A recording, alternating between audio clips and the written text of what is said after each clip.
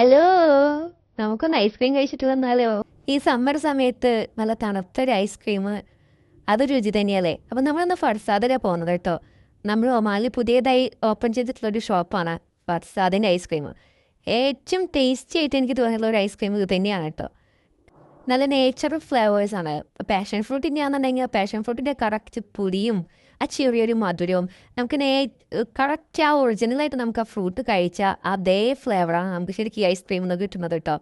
ഇതിൻ്റെ മറ്റൊരു പ്രത്യേകത പറയാം, നമുക്ക് ഇഷ്ടമുള്ള അളവിൽ വേണ്ടത്ര ഏതൊക്കെ രീതിയിൽ ഏതൊക്കെ ഫ്ലേവേഴ്സ് വേണോ മിക്സ് ആക്കിയിട്ട് എടുക്കണോ, മിക്സ് ആൻഡ് മാച്ച് ചെയ്ത് എടുക്കണോ, ഇതൊക്കെ നമ്മുടെ ഇഷ്ടത്തിന് നമുക്ക് എടുക്കാൻ സാധിക്കും.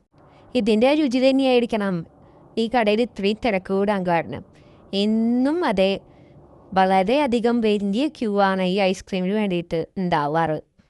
ഞാനും ഇതേപോലെ ഇടയ്ക്കിടയ്ക്ക് പോവാറുണ്ട്.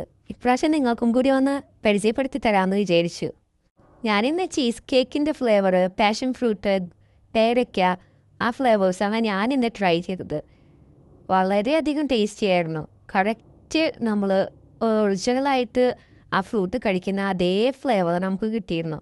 പേരയ്ക്കയുടെ ആയാലും പാഷൻ ഫ്രൂട്ടിൻ്റെ ആയാലും നല്ല നാച്ചുറൽ ഫ്ലേവർ, അപ്പം ചെറിയൊരു പുളിയും ആ ഒരു മധുരവും ഒക്കെ മിക്സ് ചെയ്തിട്ട് നല്ല ടേസ്റ്റി ആയിരുന്നു. നിങ്ങളൊന്ന് ട്രൈ ചെയ്ത് നോക്കൂ.